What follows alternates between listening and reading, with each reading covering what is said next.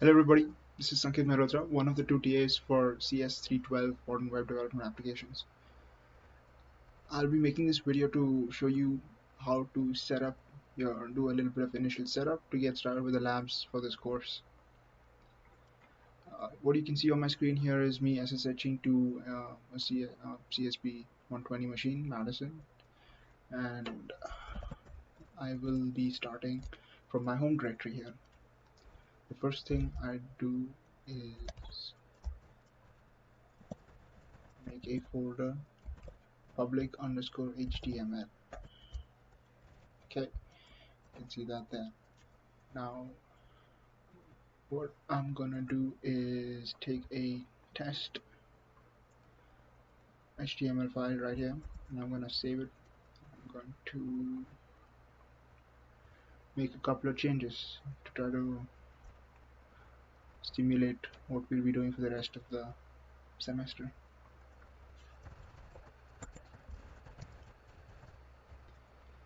There we go. I've made some changes to this file,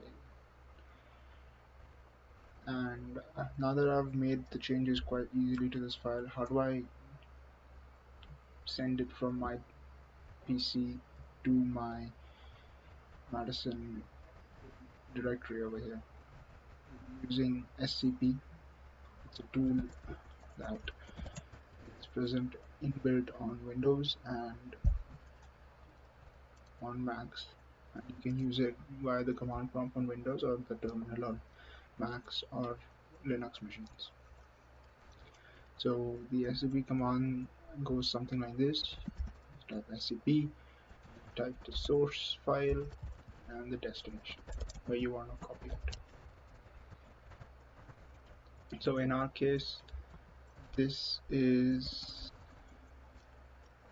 the source file is going to be the HTML file that we just made changes in, and the destination is going to be Madison inside my newly made public HTML folder.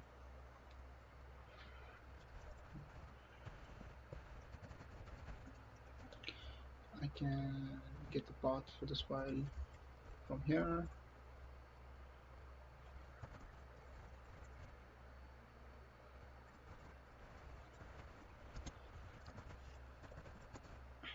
And the destination would be my login on a CSV machine, which goes in the form, the destination would look in the form of eid at machine.cs.colostate.edu, right?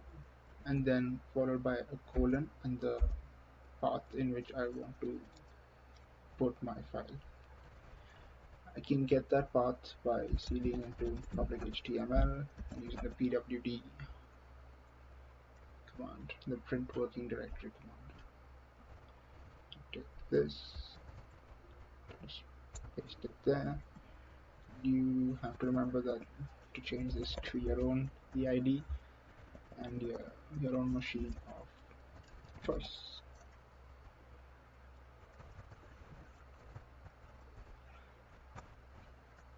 It's gonna ask me for my password, and there you go, it sends it. Let's see if it's here. There you go, that's our file.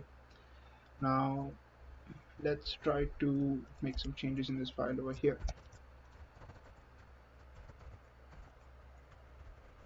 Can see that this is the new file, and I wanna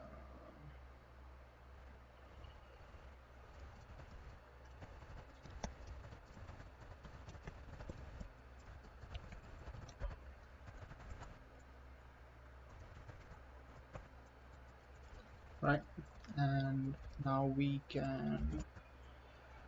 let me tell you about our department websites. So we have our system administrative team has set up this neat way of getting our own personal websites up, and anybody in the department, even courses or professors or students like you and me, can have their own personal sites. For example, if I do cs.colostate.edu /tilde cs314, I get the course for CS314. I can try it out for 320 and it'll be up here. So courses have their own can have their own websites. Professors and instructors can have their own websites. This is the page for Professor Benjamin Say, who's one of our instructors. Well, he is our instructor. And this is the page for Dr. Shri Parikara, who is one of my mentors. So what the syntax of this site is kind of something like cs.course.edu tilde and then your EID. So for me, it's supposed to look like something. And right now you can see I've got nothing set up, but I'll quickly show you how to get this set up for everybody. Now, when you enter this URL in the bar with your tilde EID, it sends a request to our department's web servers, and our department's web servers look in this public HTML directory to find a page to show you over here on your browser. So if you have a page, say for example the test public.html, you should be able to see it if you really specify the name there. But there's a catch. The catch is you have to first give the servers permission to read your file and your folder, the public HTML folder. So we can do that by using the chmod command. It's the change file permissions command. You can and chmod to learn more about it if you really want to. And the syntax of the chmod command goes something like chmod and 755 testpublic.html. That's the file that we're looking for. And you can see over here what the permissions, which were only read and write for me earlier, will now have changed to a couple more permissions, and not just for me, for my group and for everybody.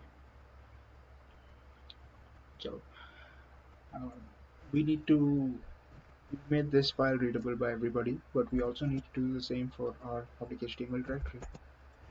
So we can just use the same command 755 on public HTML, and we can check if our public HTML has some similar structure. You can see an extra D over here, which is not there in our files. It wasn't there for this because D stands for directories. So now that we see that our public HTML has the right permissions, we can now go ahead and try to see if this works. Test public HTML. It's the name of our file. Test public HTML. There you go, in my public HTML directory. And now we know how to look at. We can put HTML files in our directory, and we can access them from anywhere in the world via the internet. Now, there's something we can do something very similar to this, but what if we don't want to learn the names of every single HTML file, right? So there's a way to get a web page to show up with just your tilde EID site, and then it's just a small tweak. The tweak is to rename the test public to an index.html file.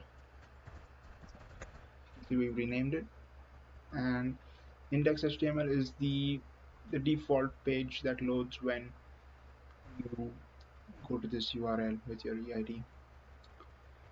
There you go. You can see now that I don't need to know the name of my HTML file.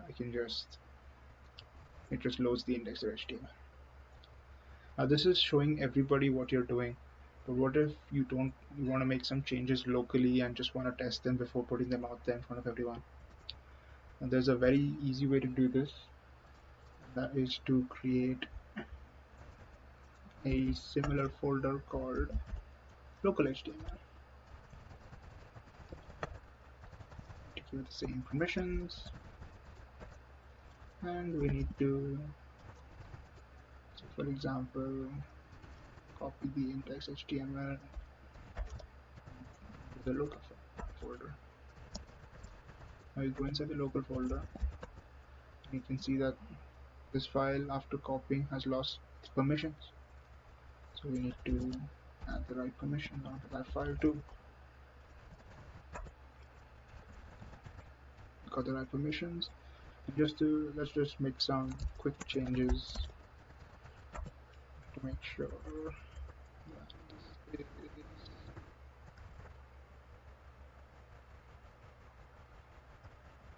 I want to change this from public HTML to local HTML, right? And we can now test this out. But the thing here is that the local testing site is accessible only from CSU's network. So you have to either use a VPN to connect to CSU's network, called secure, or you can use XO X2Go's desktop client to create a session and just work on a normal CSB machine like you would be sitting right there in the lab.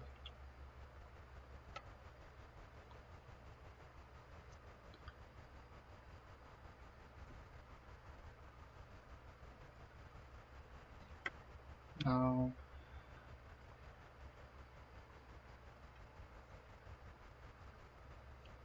so now we're on we're on a CSB machines system. We can test whether our local site is working. Now to access the local site is really similar to the same global site. Put your DID there. The only difference is that this runs on port 4444. So if you enter this URL on a browser URL window and you're on the CSU network, it knows to check your local HTML folder instead of your public HTML folder.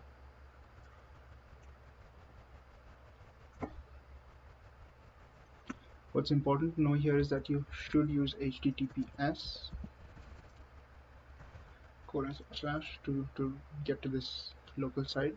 Otherwise, you get an error like this saying you're trying to speak HTTP to an HTTPS server. It doesn't work. There you go. You've got your local HTML file, which we have modified,